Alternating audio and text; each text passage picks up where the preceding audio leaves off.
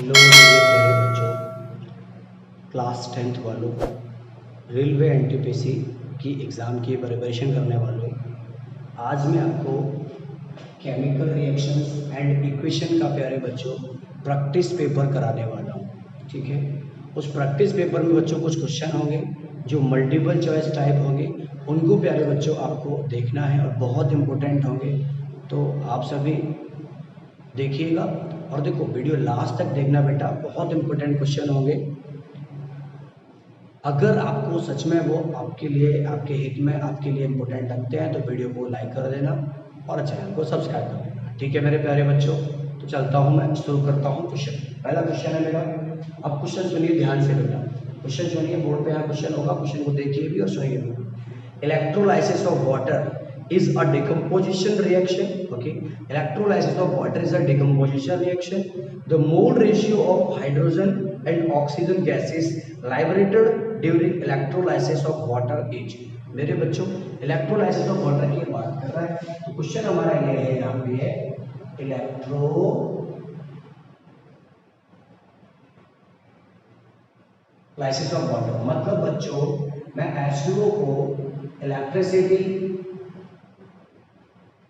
पे हीट करूंगा तो क्या होगा, जो वाटर है मेरे बच्चों वो स्प्लिट हो जाएगा, जो वाटर है वो स्प्लिट हो जाएगा। एक्चुअली वाटर होता क्या है, H2 प्लस O2 से वाटर बनता है और वो बन जाता है आपका H2O। अब ध्यान दीजिए, H2 प्लस O2 से बच्चों वाटर बनता है, ये वाटर कैसे हम जानते हैं, कहोगे सर H2 प्लस O से क्यों नहीं बनता, ये सरासर गलत है मेरे बच्चों। वो सिर्फ एक एलिमेंट है और एलिमेंट कभी रिएक्शन नहीं करता, तो गैस बनता है तभी वो रिएक्शन करता है। ओके, तो ये बनेगा बच्चों H2। अब कहोगे सर तो H2O2 क्यों नहीं बना, ये इसलिए नहीं बनेगा मेरे बच्चों क्योंकि H और O इसकी वैलेंसी 1 होती है, इसकी वैलेंसी 2 होती है, वैलेंसी 1 होती है, वैलेंसी 2 होती है। जब इनका हम क्रॉस करेंगे H का 1 O का 2, तभी मेरे प्यारे बच्चों H2O ओके, तभी ये बनेगा। आपको समझ में आ गया ना, इसलिए बच्चा ये हो गया। अब ये क्या होगा, यहाँ पे बैलेंस है क्या, नहीं है बैलेंस, H के 2 है, H के 2 है, O का 2 है, O का 1 है, तो O के 2 कर दिए, O के 2 कर दिया, H के 4 हो गए, चलो H के भी 4 कर लिए। आपको समझ में आ गया होगा बच्चों, है ना मेरे लाडले बच्चों, आपको समझ में आ गया होगा। ये अब आ जाता है बच्चों 2H2O को हम इलेक्ट्रिसिटी पे इलेक्ट्रोलाइसिस करेंगे, तो इलेक्ट्रोलाइसिस का मतलब होता है कि हमें ना वाटर को स्प्लिट कर देना है। H2 और O2 में वाटर को क्या कर देना है मेरे बच्चों, स्प्लिट कर देना है। चलिए आ जाइए बच्चों, तो ये H2 और O2 अलग अलग स्प्लिट हो जाएगा। ओके, लेकिन समझने का प्रयास करिए आप सभी। H के कितना है, 2 है, 4 है, 4 है, H के 4 है तो 2 हो जाएगा। और ये आप समझ में आया, सवाल ये था हमारा, ड्यूरिंग इलेक्ट्रोलाइसिस ऑफ वाटर या डिकम्पोजिशन ऑफ वाटर, तो वाटर का डिकम्पोजिशन ये हो गया, इलेक्ट्रिसिटी की प्रेजेंस में हो गया बच्चों, तो इसको हम इलेक्ट्रोलाइटिक डिकम्पोजिशन भी बोलते हैं। तो इस रिएक्शन को क्या बोलेंगे, इलेक्ट्रोलाइटिक डिकम्पोजिशन रिएक्शन। देखिए एक सवाल से बहुत सारे सवाल आ रहे निकल के बच्चों। जब कभी एक कंपाउंड, देखो यहाँ पे क्या हो रहा है, दो मिला करके एक बन रहा है, तो इसको हम बोलते हैं कॉम्बिनेशन। क्या बोलते हैं, कॉम्बिनेशन रिएक्शन।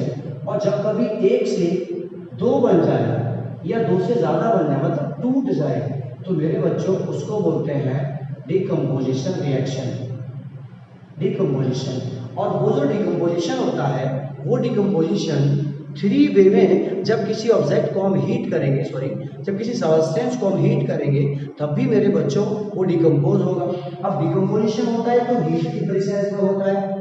अब हीट कैसी होती है, हमने आपको बहुत बार पढ़ाया है, हीट 3 टाइप से होती है। एक हीट होती है मेरे बच्चों इलेक्ट्रिसिटी पे हीट, एक होती है सनलाइट की हीट, और एक होती है आपकी फायर की हीट। बात समझ गए, एक इलेक्ट्रिसिटी, एक होती है हीट बच्चों इलेक्ट्रिसिटी,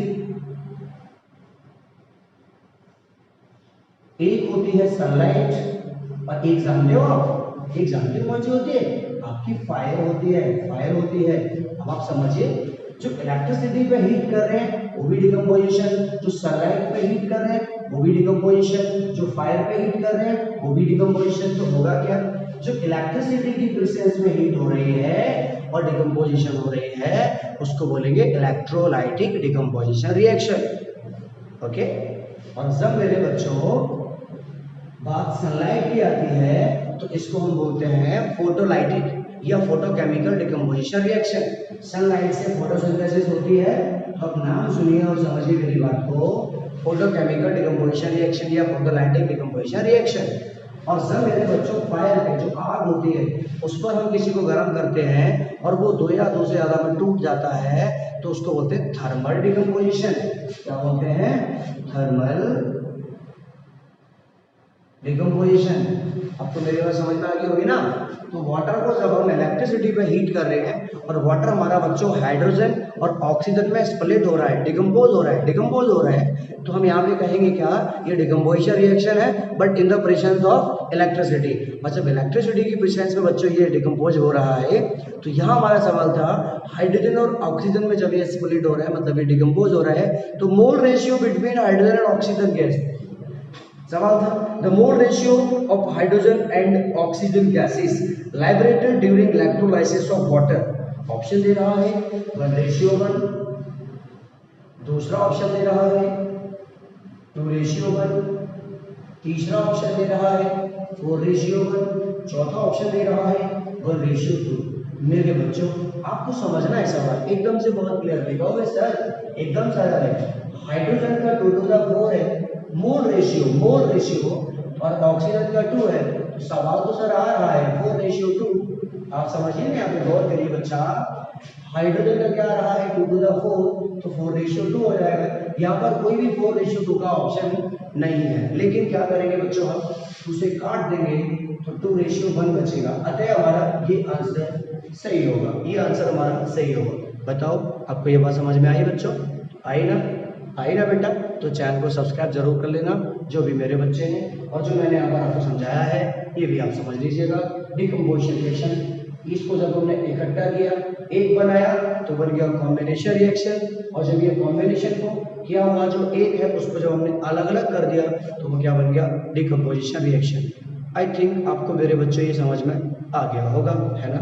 आ गया ना बच्चों? चलिए अगले क्वेश्चन पे आ रहा हूँ बेटा मैं।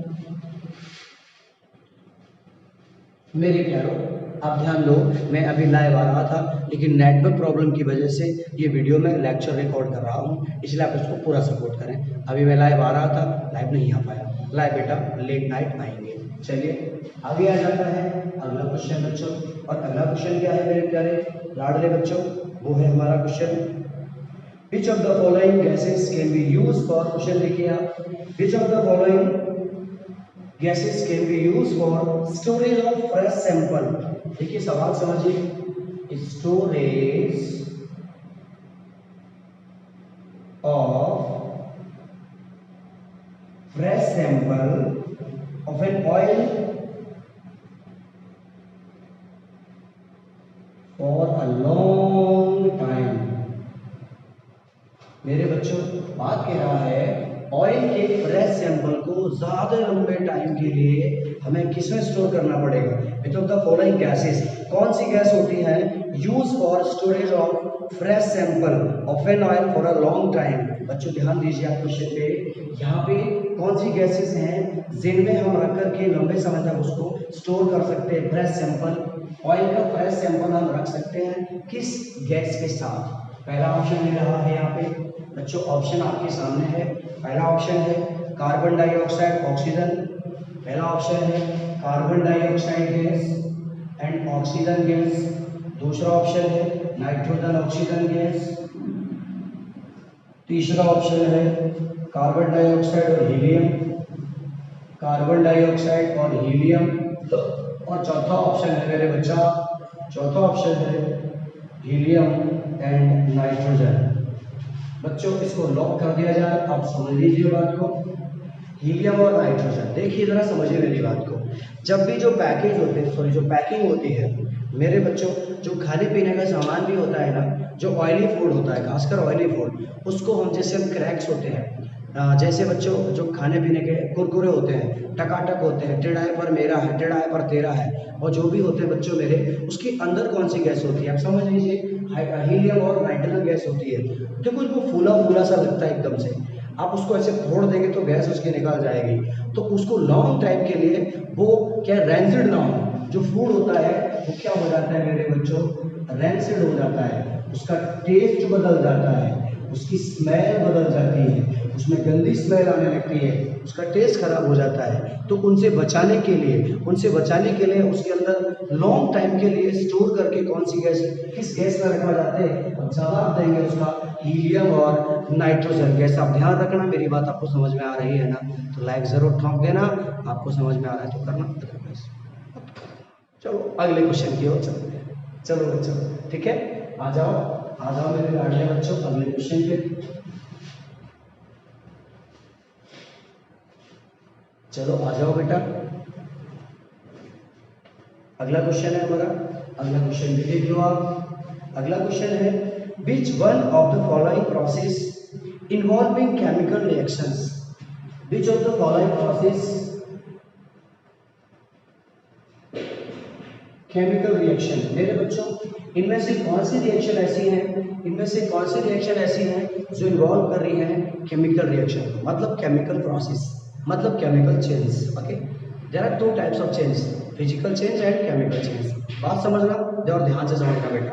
पहला क्वेश्चन है वो ऑप्शन है storing of oxygen gas under pressure in a gas cylinder. आप पढ़िएगा, storing of oxygen gas under pressure in a gas cylinder. Gas cylinder में जो ऑक्सीजन गैस होती है उसको जब स्टोर करते हैं बच्चों, तो वो क्या केमिकल प्रोसेस है, वो लिक्विड बन जाती है, तो क्या वो केमिकल प्रोसेस है। आगे चलते हैं, अगला ऑप्शन है लिक्विफिकेशन ऑफ एयर। एयर जो होती है मेरे बच्चों, जब उसका लिक्विड होता है, मतलब जब उसका लिक्विफिकेशन होता है, तो वो क्या है, वो फिजिकल प्रोसेस है, फिजिकल चेंज है, केमिकल चेंज है, केमिकल रिएक्शन या फिजिकल रिएक्शन है मेरे बच्चों। तीसरा ऑप्शन है keeping petrol in a China dish, keeping petrol in a China dish और इन द ओपन, खुले में किसी एक चाइना डिश में, मतलब किसी एक प्लेट में हम पेट्रोल को जब रखते हैं तो वो उड़ जाती है, और ये हम सब जानते हैं कि ये फिजिकल चेंज है। आगे बढ़ते हैं, अगला ऑप्शन है heating copper wire in presence of air at high temperature. मेरे बच्चों कॉपर जो वायर होता है उसको हम जब एयर में हीट करेंगे तो आप देखिएगा कॉपर का ऑक्सीजन से रिएक्शन हो रहा है। कॉपर को एयर में जब हम हीट करेंगे बच्चों, तो कॉपर का ऑक्सीजन से क्या हो रहा है, रिएक्शन हो रहा है, और CO बन जाएगा। कॉपर का ऑक्सीजन से रिएक्शन हो रहा है मेरे लाडले बच्चों, और ये रिएक्शन आपका बन जाएगा। ठीक है, तो यही एक केमिकल रिएक्शन हो रही है। तो लास्ट का फोर्थ ऑप्शन आपका एकदम सही ऑप्शन है, बाकी के तीनों ऑप्शन सही नहीं है। Come on, storing of oxygen gas under pressure in a gas cylinder, ये केमिकल प्रोसेस नहीं है, फिजिकल प्रोसेस है। लिक्विफिकेशन ऑफ एयर, ये भी फिजिकल प्रोसेस है। Keeping petrol in a China dish in the open, ये एकदम फिजिकल प्रोसेस है। तो लास्ट आपका रह गया, यही आपका सही ऑप्शन है। मेरे बच्चों आप बताइए आपको ये समझ में आया है या नहीं आया है। कम ऑन बच्चों, आ जाते हैं अगले सवाल की ओर, अगले क्वेश्चन की ओर। और अगला क्वेश्चन है मेरे लाडले बच्चों बहुत ज़्यादा इंपॉर्टेंट, बहुत ज़्यादा समझने लायक। तो चलो आ जाओ, रिएक्शन करते हैं। ठीक है बच्चों, आ जाते हैं रिएक्शन करते हैं। क्वेश्चन है मेरे बच्चा, क्वेश्चन क्या है जरा समझिए आप। क्वेश्चन देखिए बोर्ड पर, क्वेश्चन को समझिए। Right balance chemical equation for each of the following reactions and also classify them. Okay, उन्हें बताना भी है ये कौन सी रिएक्शन है, उनको बताना भी है कि ये कौन सी रिएक्शन है।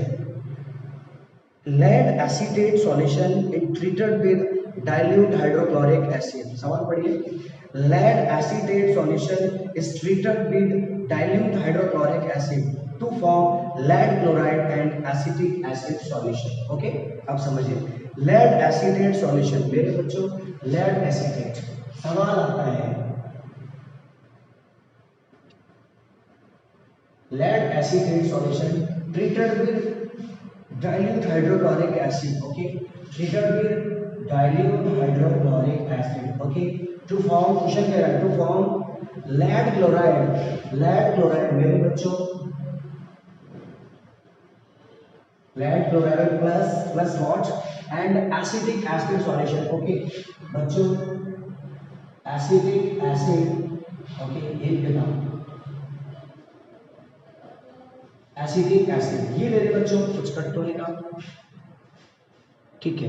एसिटिक एसिड मेरे बच्चों निकालना होता है हमें, चलिए कुछ नहीं कट रहा है, ठीक है। तो ये रिएक्शन है, और इसका ये भी बताना है ये कौन से रिएक्शन है। आ जाओ, लेड एसीटेट, लेड का पीवी होता है और एसीटेट आपको बताया था बच्चों मैंने, एसीटेट का ग्रुप होता है CH3CO, ये है एसीटेट और इस पे नेगेटिव चार्ज होता है। कौन सा चार्ज होता है? इस पे नेगेटिव चार्ज होता है मेरे बच्चों। ओके, अब सवाल ये आ जाता है कि जब भी हमसे निकल आ रहा है तो इस पे नेगेटिव चार्ज आता है, तो जरा समझने का प्रयास करिए आप सभी। देखिए ये नेगेटिव है, बट इसकी खूबी क्या है मेरे बच्चा कि CH3COO सोडियम एसीटेट हमने आपको पढ़ाया था। चलो मैं करता हूँ बच्चों, ठीक है।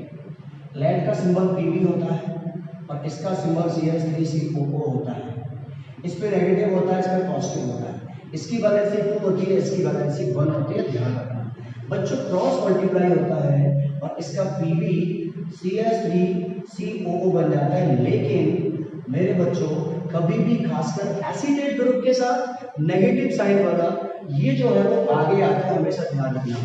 तो CH3COO और Pb की जब बात कर रहा है तो ये इसका होल ट्वाइस हो जाएगा। समझ गए बात को? तो ऐसे ही किया जाएगा, ये कुछ की वैलेंसी इसके साथ जाएगी बच्चा, तो ये क्या हो जाएगा CH3COO का होल ट्वाइस Pb, ये हो गया lead acetate plus dilute hydrochloric acid, तो हो गया HCl। प्रोड्यूस किया बच्चों लेड क्लोराइड मेरे बच्चा लेड क्लोराइड, वैलेंसी 2 1 क्रॉस कर रहे हो तो PbCl2 what PbCl2 plus acidic acid, you know that acidic acid का फॉर्मूला CH3COOH। मेरे बच्चों एसिडिक एसिड ये होता है एथिनोइक एसिड या एसिडिक एसिड की जब ये बात कर रहा है क्वेश्चन में, तो समझ लीजिए मेरे बच्चा एसिडिक एसिड या एथिनोइक एसिड आपका CH3COOH होता है। कम ऑन बैलेंस कर लेते हैं। अरे आ गया समझ में आपको? बेटा कमेंट कर दो समझ में आ गया होगा। Cl का 2 है, यहाँ Cl का 1 है, चलो Cl का 2 कर लिया। Pb का 1 है, CH3 का होल ट्वाइस है मेरे बच्चा, तो CH3 का होल ट्वाइस यहाँ कर लिया।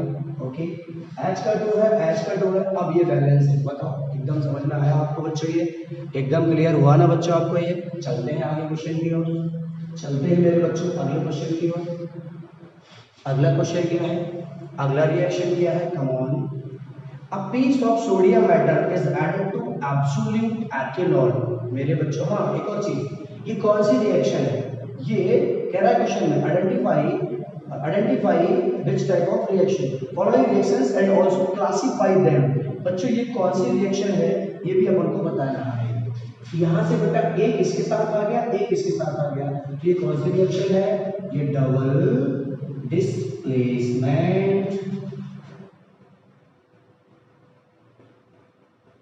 रिएक्शन।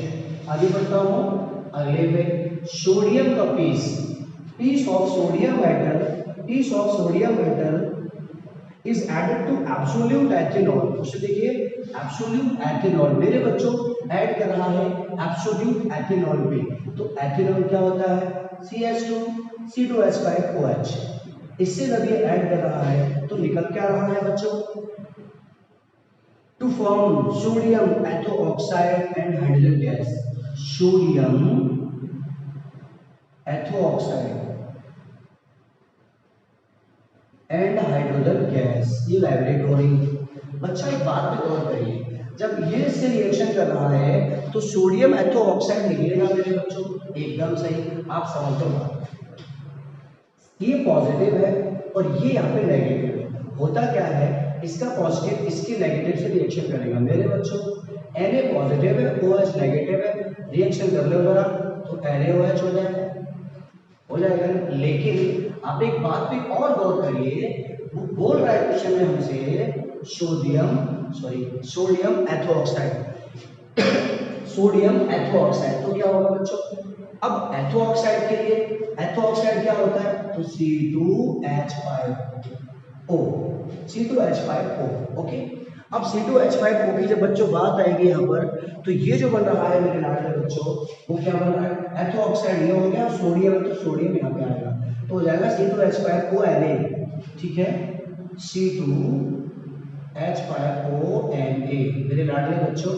ऑथेनॉइड ये होता है सोडियम एथेनॉइड। आप समझिए बात को, सोडियम एथेनॉइड क्या होता है? CH3COONa।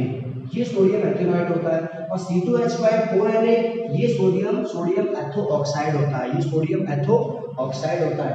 तो बच्चा C2H5ONA ONA, अब मेरे बच्चा ये अलग हो गया और H आपका अलग हो गया। मुझे पता है आपको समझ में आ गया, मुझे पता है आपको समझ में आ गया। क्या निकल रहा है? सोडियम एथो ऑक्साइड और हाइड्रोजन गैस निकल रहा है। मुझे पता है आपको समझ में आ गया।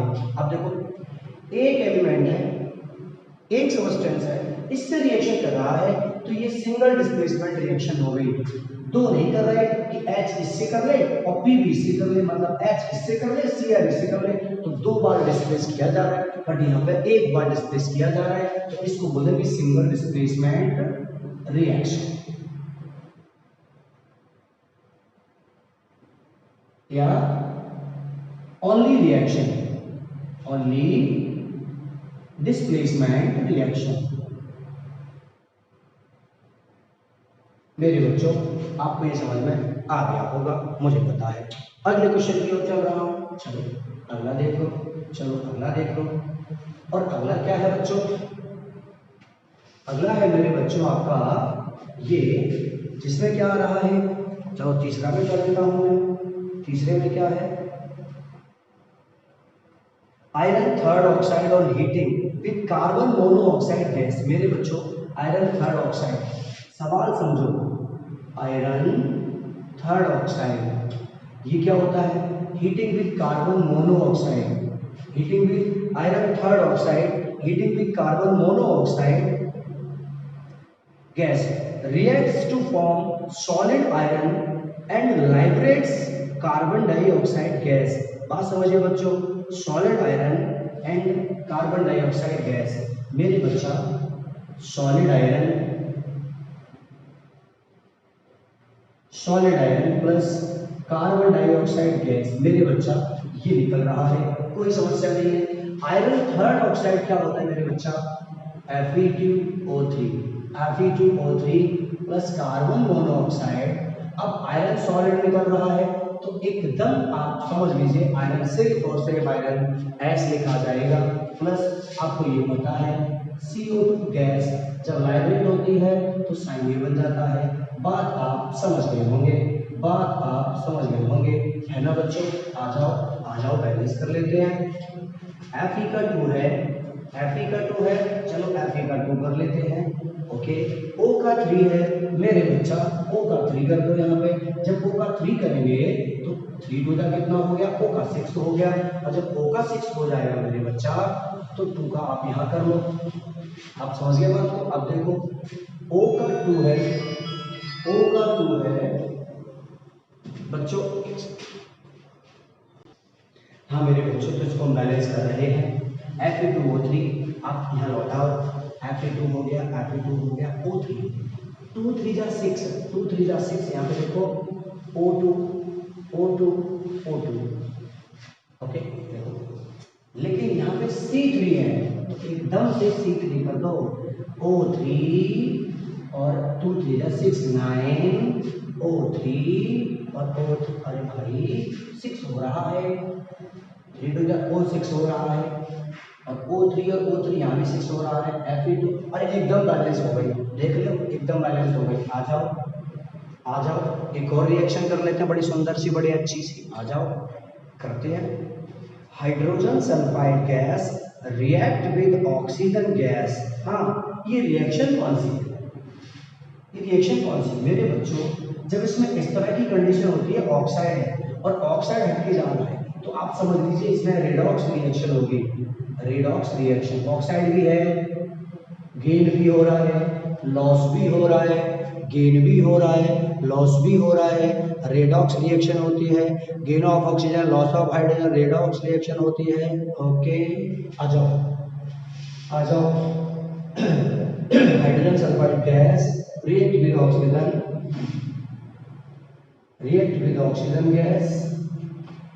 with oxygen gas to form solid sulfur and liquid water, solid sulfur and liquid water। मेरे बच्चा ध्यान दे लो जरा, H2 SA O2 O1 O2 H2 H2 H2 H2 O2 O2 हो गया बैलेंस। बताओ आपको समझ में आया है? अगर हाँ तो कमेंट कर दो। अब चल रहा हूं मैं अगले क्वेश्चन की ओर, जो है हमारा बहुत बहुत इंपॉर्टेंट। आ जाओ बच्चों अगले क्वेश्चन की ओर। आ जाओ मेरे प्यारे बच्चों अगले क्वेश्चन की ओर। और अगला क्वेश्चन क्या है हमारा? एकदम बड़ा इंपॉर्टेंट क्वेश्चन है। वो क्वेश्चन है मेरा, why do we store silver chloride in dark colour bottle? Why do we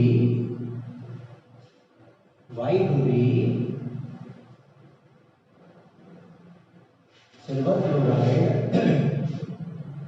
why do we store why do we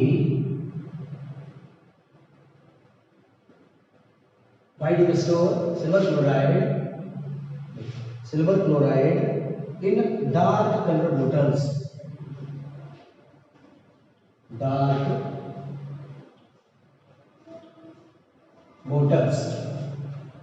colored bottles। ठीक है बच्चा, ये हमारा क्वेश्चन है। आप जवाब दीजिए इसका, आप दे सकते हो तो। हम तो इसका आंसर लिखने जा रहे हैं मेरे बच्चों। आप बताइए हमको। देखिए इसको मेरे बच्चों डार्क कलर बोतल में इसलिए भरते हैं, इसलिए लिखते हैं क्योंकि उसका एक मतलब होता है, जो सिल्वर है वो बड़ी सेंसिटिव होती है। Silver is sensitive to sunlight. मेरे बच्चों सिल्वर एकदम सेंसिटिव होती है, सिल्वर बड़ी सेंसिटिव होती है। किससे बेटा? सनलाइट से। जो सिल्वर होती है प्यारे बच्चों वो बड़ी सेंसिटिव होती है सनलाइट के। अब क्या है, अगर मेरे बच्चों इसको हम सनलाइट में ओपन कर देंगे, रिएक्शन ओपन कर देंगे, तो पता है क्या होगा? ये एकदम से रिएक्शन कर जाएगी। यहाँ पर ये एकदम से रिएक्शन कर जाएगी बच्चों, ठीक है ना? और ये व्हाइट होती है, ठीक है ना? ये बेटा क्या होती है? व्हाइट होती है। आप समझ लो ये सिल्वर व्हाइट होती है। और जब सनलाइट से ये रिएक्शन करेगी तो क्या होगा? एक्सपोज होगी जब सनलाइट में या एयर में, तो मेरे बच्चों ये डिकम्पोज हो जाएगी। कैसे कलर में? ग्रे कलर में। किसमें हो जाएगी? ग्रे कलर में ये डिकम्पोज हो जाएगी। इसीलिए इसको हम किसमें रखते हैं? डार्क कलर्ड बोतल में रखते हैं, ताकि वह सनलाइट नहीं पहुंच सके। बताओ आपको ये समझ में आ गया मेरे बच्चों? आपको समझ में आ गया ये? मेरे बच्चों वीडियो में टाइम थोड़ा ज़्यादा लगता है, इसलिए मैंने क्या किया, उसको मैंने लिख दिया पहले। अब आपको समझा दे रहा हूँ। Silver chloride is a white solid but it is very sensitive to sunlight. मैंने अभी आपको बताया, ऑन एक्सपोजर टू सनलाइट, इसको सनलाइट में ओपन करने पर it decomposes to give silver grey. ये क्या होगा? जो AgCl है, जो सिल्वर क्लोराइड है, जब उसको हम व्हाइट, मतलब जो व्हाइट होती है, उसको सनलाइट में जब हम ओपन कर देंगे तो बेटे वो ग्रे हो जाएगी। तो पहली चीज समझिए आप कि सनलाइट जो व्हाइट होती है वो कैसी हो जाएगी? वो ग्रे हो जाएगी। क्लियर हुआ? सनलाइट जब ओपन, क्वेश्चन बहुत सारे बनते हैं। सनलाइट जब बेटा सिल्वर पे पड़ती है तो जो व्हाइट सिल्वर है वो कैसी हो जाएगी? ग्रे हो जाएगी। वो कैसी हो जाएगी? ग्रे हो जाएगी। चलिए पहले हमारा है ना, एंड क्लोरीन गैस वहां से लाइब्रेट होगी पर रिएक्शन की AgCl सनलाइट, तो Ag प्लस Cl को तो क्लोरीन गैस निकलेगी। अब जो ये व्हाइट है, ये व्हाइट है, ये मेरे बच्चों व्हाइट है। ये व्हाइट जैसे इसमें सनलाइट पड़ेगी तो ये कैसी हो जाएगी? सिल्वर जो है वो ग्रे सिल्वर हो जाएगी। क्लियर हुआ? इसीलिए therefore it is stored in dark colored bottles। इसको डार्क कलर बोतल में इसलिए रखते हैं क्योंकि सनलाइट का एक्शन इस पे ना हो, तो अवॉइड एक्शन ऑफ हीट और सनलाइट। मुझे लगता है मेरे बच्चों आपको समझ में आ गया होगा। ये मुझे पता है 100% आपको समझ में आ गया होगा। अगर मेरे प्रिय विद्यार्थियों आपको ये समझ में आ गया है तो चैनल को सब्सक्राइब कर लेना बेटा। आज रात में हम फिर से लाइव आएंगे, आप बने रहिएगा मेरे साथ। ये वीडियो मैंने लेक्चर रिकॉर्ड करके इसलिए दिया है, आपसे वादा किया था कि मैं इस टाइम पर आपको लाइव आ रहा हूँ, लेकिन नेटवर्क की वजह से नहीं आ पाया। तो अब बेटे लाइव में आप देखते रहिए।